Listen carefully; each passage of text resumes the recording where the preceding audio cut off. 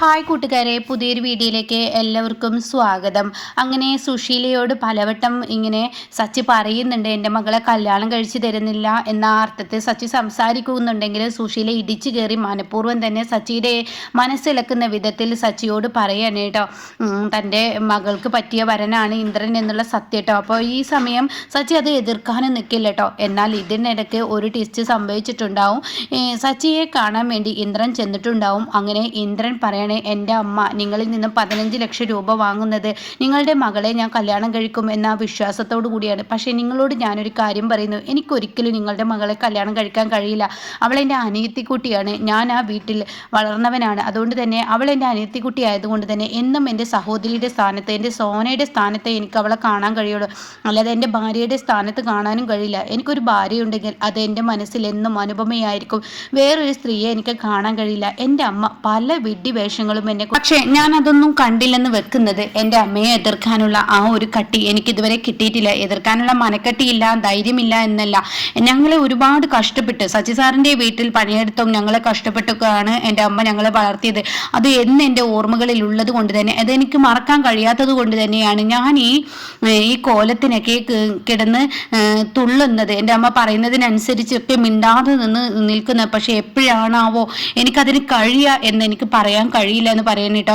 അങ്ങനെ ഈ സമയം സച്ചി അത് കേൾക്കുമ്പോൾ സച്ചി പറയണേ, മോനെ ഇന്ദ്ര, നീ പറയുന്നത് പോലെ തന്നെ ഒരിക്കലും ഞാനും എൻ്റെ മകളെ ഒരിക്കലും നിനക്ക് കല്യാണം കഴിച്ചു തരാൻ നിന്റെ അമ്മ പറഞ്ഞത് കൊണ്ട് ഞാൻ അനുവദിക്കില്ല. കാരണം എൻ്റെ കുഞ്ഞ് ഞങ്ങൾക്ക് എന്നും വേണ്ടപ്പെട്ടവളാണ്. ഞങ്ങൾ ആരുടെയും തലയിലങ്ങ് അവള് ഭാരമായിട്ടൊന്നും ഞങ്ങൾ ആരുടെയും തലയിൽ കെട്ടിവെക്കാന്നുള്ള ആ ഒരു ഇതും ഞങ്ങളിലില്ല. സത്യനുമായി അവളെ കല്യാണം കഴിപ്പിക്കണം ഞങ്ങളിൽ ആഗ്രഹം ഉണ്ടായിരുന്നു. പക്ഷെ അത് ഞങ്ങളുടെ അടുത്ത് തെറ്റുപറ്റി. പക്ഷെ നീയുമായി അവളെ കല്യാണം കഴിപ്പിക്കണം എന്ന് ഞങ്ങൾക്ക് ഒരിക്കലും ആഗ്രഹമില്ല. കാരണം അനന്തമാഷിന്റെ മകളെ കല്യാണം കഴിച്ചതാണ്. നിന്റെ വീട്ടിലോട്ട് ഇനി ഒരിക്കലും ഞങ്ങൾ ഒരു പെണ്ണിനെ, എൻ്റെ മകളെ പറഞ്ഞയക്കാനും ഉദ്ദേശിക്കുന്നില്ല. പിന്നെ ഞാനൊരു കാര്യം പറയാം, നിന്റെ അമ്മ അവിടെ വന്ന് ഓരോന്ന് പറയുമ്പോഴും ഞങ്ങൾ മൗനമായി നിൽക്കുന്നത് അത് തിരിച്ചടി പറയാൻ കഴിയാത്തത് കൊണ്ടല്ല, പലതും കണ്ടില്ല കേട്ടില്ല എന്ന് വെക്കുന്നത്. വീട്ടിൽ തന്നെ ഒരുപാട് പ്രശ്നങ്ങളുണ്ട്. ഇന്ദുവിന്റെ പ്രശ്നം, അതുപോലെ ഗോകുലിന്റെ പ്രശ്നം, അങ്ങനെ ഒരുപാട് പ്രശ്നത്തിലൂടെ കടന്നു പോകുമ്പോൾ നിന്റെ അമ്മയുടെ വായിലിരിക്കുന്നതും കൂടി കേൾക്കുമ്പോൾ മനസ്സ് വല്ലാതെ തകരുന്നു. അതുകൊണ്ടാണ് നിന്റെ അമ്മ എന്ത് പറയുമ്പോഴും ഞങ്ങളെല്ലാം തലയാട്ടി നിൽക്കുന്നത്. പക്ഷെ അതിനൊക്കെ ഒരുമിച്ചൊരു ശിക്ഷ നിന്റെ അമ്മക്ക് ഒരു ദിവസം ഞങ്ങൾ കൊടുക്കുമെന്ന് പറയണ കേട്ടോ. ആ സമയം ഇത് കേൾക്കുന്ന ഇന്ദ്രൻ, സാറേ എനിക്ക് എന്ത് ചെയ്താലും എനിക്ക് കുഴപ്പമില്ല, പക്ഷെ ഞാൻ ഒരിക്കലും ഇന്ദുവിനെ കല്യാണം കഴിക്കില്ല. എൻ്റെ അമ്മ പറയുന്നതിനനുസരിച്ചൊക്കെ ഞാൻ അവിടെ വരും. എൻ്റെ അമ്മ പറയുന്നതിനനുസരിച്ച് തുള്ളുകയൊക്കെ ഞാൻ ചെയ്യും. പക്ഷേ മണ്ഡപത്തിലോട്ട് ഇന്ദുവിനെ കൈപിടിച്ച് കയറ്റുക, അങ്ങനെ വിവാഹം കഴിക്കണമെന്നോ താലി കെട്ടണമെന്നോ എന്നൊന്നും എന്നോട് പറഞ്ഞാൽ അത് നടക്കത്തില്ല എന്ന് പറയുന്നുണ്ട് കേട്ടോ. അങ്ങനെ ഈ സമയം സച്ചി പറയണേ, എന്നാ ശരി, നിന്റെ അമ്മ കാണിക്കുന്നത് കാണിക്കട്ടെ, ഞാനും നീയും ഒത്തു കളിച്ച് ഒരു പണി അങ്ങ് ചെയ്താലോ? നിന്റെ അമ്മക്ക് തിരിച്ചടി കൊടുക്കുന്നതല്ലേ നല്ലത്, മുഖത്ത് നോക്കി 4 വാക്ക് പറയുന്നതിനേക്കാൾ നല്ലത്. സുശീല ഒരുപാട് അങ്ങ് വലുതാവട്ടെ, എൻ്റെ മകളെ കല്യാണം കഴിച്ച് തരുമെന്ന പ്രതീക്ഷയോടുകൂടി സുശീല ഈ സ്വത്തുക്കളെല്ലാം സ്വന്തമാക്കാമെന്ന ആർത്തിയോടുകൂടി സുശീല വളരട്ടെ. വളരുമ്പോൾ സത്യന്റെ ജീവിതത്തിൽ സത്യനെ മുഖേന എൻ്റെ മകളെ കല്യാണം കഴിച്ച് അങ്ങോട്ടേക്ക് കൊണ്ടുപോകാമെന്ന് പ്രതീക്ഷിച്ചിരിക്കുന്ന സുശീലക്ക് ലാസ്റ്റ് കിട്ടിയതെന്താ? അതുപോലെ ഒരു തിരിച്ചടി നമുക്ക് അങ്ങ് കൊടുത്താലോ എന്ന് ചോദിക്കാൻ കേട്ടോ. അത് കേൾക്കുന്ന ഇന്ദ്രൻ ഓക്കെ, ഞാൻ ഓക്കെയാണ് എന്ന് പറയണേ. എന്നാൽ നമുക്ക് കോലം കെട്ടാം എന്ന് ഇന്ദ്രനോട് സച്ചി പറയണം. അതിനൊപ്പം ഗോകുലം നിന്ന് കൊടുക്കണം കേട്ടോ. ഗോകുലം പറയണേ, നിന്റെ അമ്മക്ക് കൊടുക്കാൻ പറ്റുന്ന ഏറ്റവും ശിക്ഷ അത് തന്നെയാണ്. എങ്കിലാണ് ആ സ്ത്രീ ഒരു പാഠം പഠിക്കുള്ളൂ. എത്രയെന്ന് വെച്ചിട്ടാണ് എല്ലാവരും മിണ്ടാതിരിക്കുന്നത്? അവരൊരു പ്രായത്തെ മാനിച്ച് മാത്രമാണ് അവർക്ക് ശിക്ഷ കൊടുക്കാത്തത്.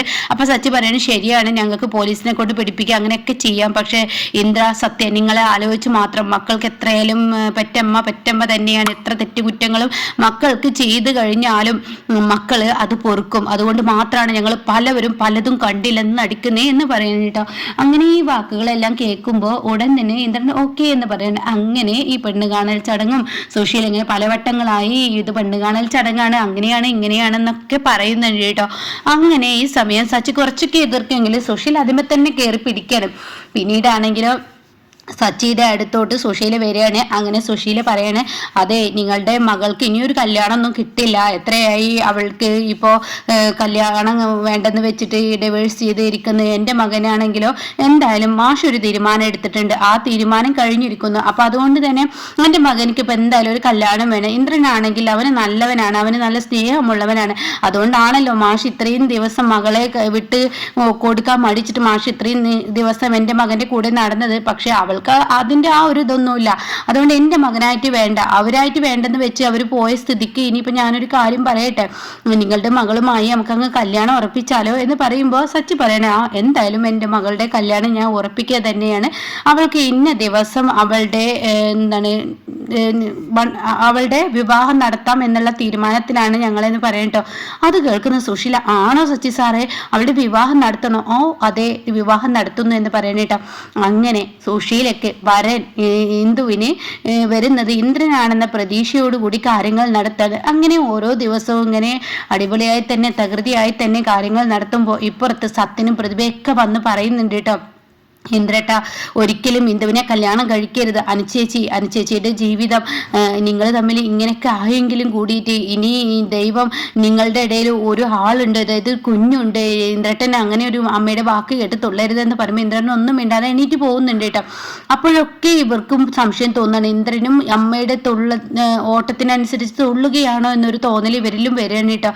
അപ്പോൾ ഉടൻ തന്നെ സോന പറയണേ, സത്യേട്ട എന്തിനാ വെറുതെ എതിർക്കാൻ നിൽക്കുന്നത്, എന്തായാലും ഇന്ദുവിനെ കല്യാണം കഴിക്കാൻ അവരായിട്ട് സമ്മതം ണെങ്കിൽ നമ്മൾ എന്തിനാ എതിർക്കുന്നത്, അനുചേച്ചി പോയി, ഇനി എന്തായാലും ഇന്ദ്രട്ടൻ ഒരു ജീവിതം വേണ്ടേ, അപ്പൊ അതുകൊണ്ട് അമ്മയുടെ ഇഷ്ടത്തിന് ഈ കല്യാണം അങ്ങ് നടന്നോട്ടെ. സോനയാണെങ്കിൽ പഠിച്ച കള്ളിയാണല്ലോ, സുശീലയുടെ മകളാണല്ലോ, കാരണം ഈ പണത്തിന്റെ പിറകെ ഓടുന്ന ആ സ്വഭാവം സോനയ്ക്ക് വീണ്ടും തുടങ്ങുകയാണ് കേട്ടോ.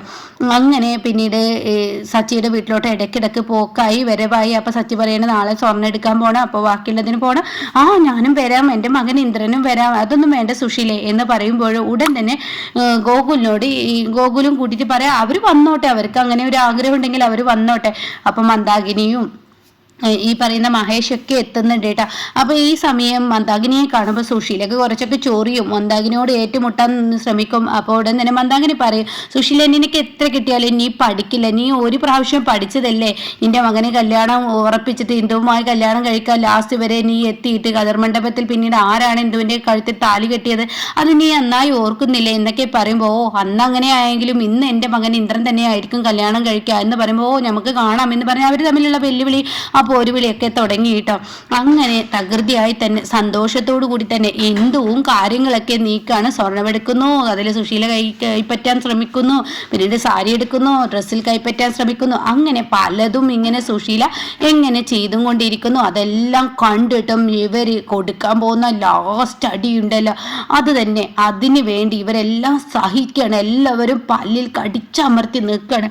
അങ്ങനെ ഈ സമയം അങ്ങനെ കതിർമണ്ഡപം എത്താണ്, വിവാഹ ദിവസം എത്താണ്, കല്യാണമാവാണ്, വധുവിനെ കതിർമണ്ഡപത്തിലോട്ട് കൊണ്ടുവരികയാണ്. ഇന്ദ്രനെ അതിനനുസരിച്ച് സുശീല കോലം കെട്ടിക്കും. പക്ഷെ ഇന്ദ്രനും അറിഞ്ഞും കൊണ്ടുള്ള കളിയായതുകൊണ്ട് തന്നെ ഇന്ദ്രനും കോലം കെട്ടും. ഇതെല്ലാം കണ്ടിട്ട് എന്താണ് ഇവിടെ സംഭവിക്കുന്നത് എന്നറിയാതെ കല്യാണത്തിൽ വന്ന അനുപമയുടെ മനസ്സ് പോലും പൊടിഞ്ഞു പോകുന്നു. പക്ഷെ എന്ത് ചെയ്യാൻ, ഹൃദയം പൊട്ടുന്ന വേദനയോടുകൂടി കണ്ടു നിൽക്കുമെങ്കിലും എന്നെ വേണ്ടാതെ പോയതല്ലേ, ഇനി എനിക്കും വേണ്ട, എൻ്റെ അച്ഛൻ പറഞ്ഞതാണ്, ഇനി എത്ര കൂടി ചേർന്നാലും ഏച്ചു കൂട്ടിയാലും ഒച്ചും കൊണ്ടിരിക്കും എന്ന് പറയുന്നത് പോലെ അതുപോലെ തന്നെ ആവുള്ളൂ. ആ സ്ത്രീയുടെ അടുത്തോട്ട് എനിക്ക് പോകാൻ കഴിയില്ല, ആ സ്ത്രീയോട് പൊരുതാനും എനിക്ക് കഴിയില്ല, എനിക്ക് എൻ്റെ കുടുംബത്തിന് അവരെന്തായിക്കോട്ടെ. അപ്പോൾ ഈ അനുപമയോട് വന്നിട്ട് പറയും, എടി കണ്ടില്ലേ, നീ എൻ്റെ മകൻ്റെ ജീവിതത്തിൽ നിന്ന് ഇറങ്ങിപ്പോയപ്പോൾ തന്നെ എൻ്റെ മകനെ വെച്ചടി കയറ്റം എന്നൊക്കെ പറയുന്നു കേട്ടോ.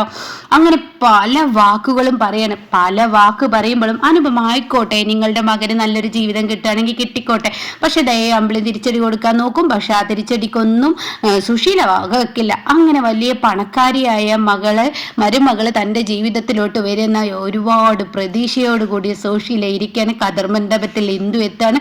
വരനായി ഈ പറയുന്ന ഇന്ദ്രനെ പിടിച്ചു നിർത്തും. അങ്ങനെ ഏകദേശം താലി കെട്ടുന്ന ഏകദേശം ഒരു സമയമായി തുടങ്ങാണ്.